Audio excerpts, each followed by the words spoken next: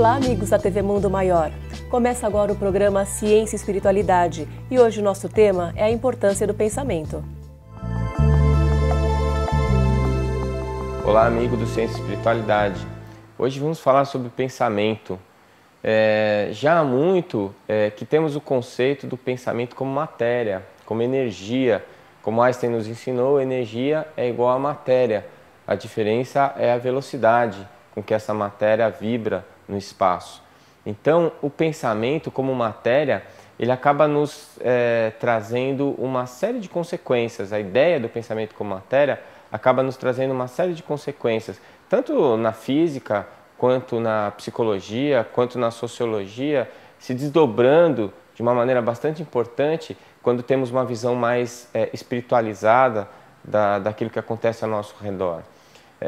O pensamento, na minha forma de ver, é o veículo do sentimento, da ideia.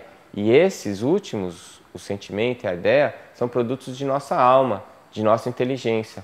Portanto, o pensamento, segundo André Luiz, emitido a partir do nosso corpo mental, ele movimenta a matéria, né? Dr. Hernani Guimarães tem um livro bastante interessante que fala sobre isso, o pensamento move matéria. E como isso repercute em nossas vidas. Quando Jesus falava que nós poderíamos pecar, o que significa dizer que nós poderíamos errar em pensamento e que esse erro em pensamento já tem consequências, ele estava falando justamente disso, da responsabilidade que nós adquirimos a partir do momento que sentimos e sentindo emitimos um pensamento. Vamos falar sobre esse assunto discutindo com o Dr. Prieto Pérez sobre o pensamento. Vamos lá. Para falar sobre a importância do pensamento, estou com o Dr. Ney Prieto Pérez, engenheiro e profundo estudioso do assunto. Bom, Ney, é muito bom ter você mais uma vez aqui no Ciência e Espiritualidade. Hoje, dessa vez, para falar um pouquinho sobre o pensamento, né? Diz uma coisa, Ney, é muito importante mesmo o pensamento no nosso dia a dia? É mais do que importante. A rigor é o pensamento que gera tudo, que até interfere na ecologia. E tem uma conexão importante com o universo inteiro. A rigor, o nosso pensamento está em comunicação permanente com as múltiplas dimensões e até uma visão de físicos modernos. Nós interagimos com múltiplos universos. Não é? Então, inclusive, o pensamento se desloca. A luz se desloca segundo partículas chamadas de fótons, pigmentos de luz. E o pensamento se desloca por partículas, digamos, mentais, que os físicos conceituam como táquions. Certo. E os táquions, eles se deslocam a velocidades muitas vezes maiores do que a velocidade da luz. Em poucas palavras, se a gente pensa numa estrela da constelação da Ursa Maior, por exemplo, nós já estamos lá. Tal a velocidade com que o pensamento se desloca. Então, a gente tem um potencial e um instrumento que nós estamos longe ainda de utilizá-lo para o bem. A gente pode dizer, então, que o pensamento é uma energia? Sem dúvida, o pensamento é uma energia. O pensamento, ele até pode interferir e interfere na matéria. A rigor, nós estamos nessa relação mental.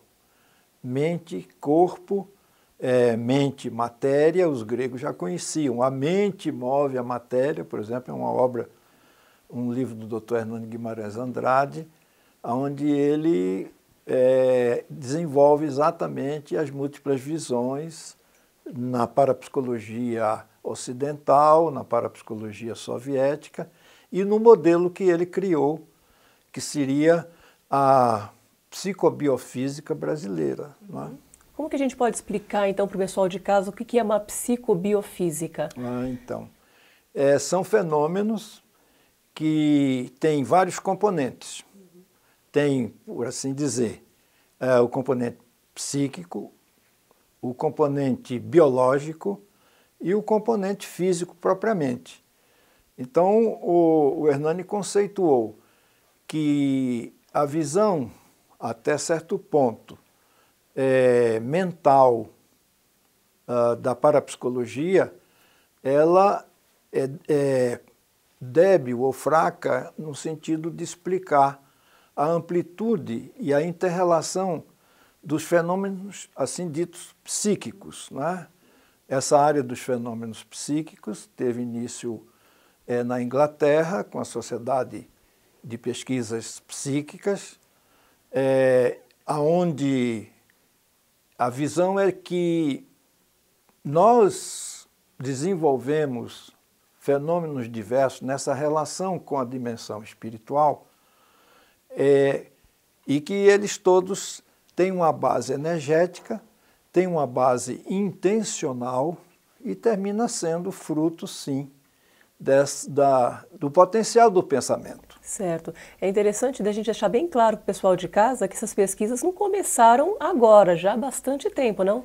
Exatamente. Essas pesquisas, por assim dizer, elas tiveram o seu grande momento na Inglaterra, com pesquisadores importantes, como William Crookes, como Russell Wallace, Sigmund Myers e vários outros.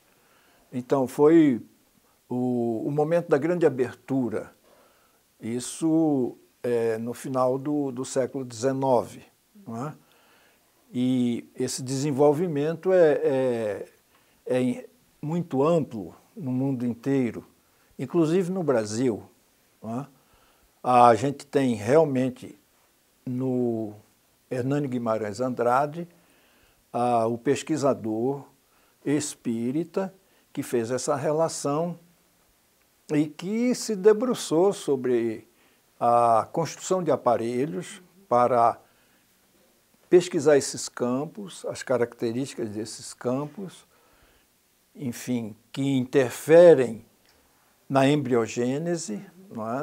Os campos vitais, os campos biomagnéticos, como ele conceituou. Então, o pensamento ele participa de tudo isso, né? Nós participamos de tudo isso. Nós não podemos ver o mundo isolado como indivíduos. Nós somos uma coletividade, queiramos ou não, a gente não tem consciência disso, mas não só a nível planetário, a nível cósmico. Certo. E a gente, na visão espírita, lógico, coloca também mentes despojadas já do corpo físico. Então, os cerca de 20 bilhões de almas ocupando espaços distintos, né, em planos espirituais, e um pouco mais de 6 bilhões dos espíritos encarnados, que a gente denomina de almas, constitui essa população do planeta Terra. Mas isso é ainda digamos assim, uma migalha ou um grãozinho de areia quando a gente... Tem uma realidade bem maior. Cósmica. Bom, Ney, nós vamos fazer agora uma breve pausa e nós voltamos já já.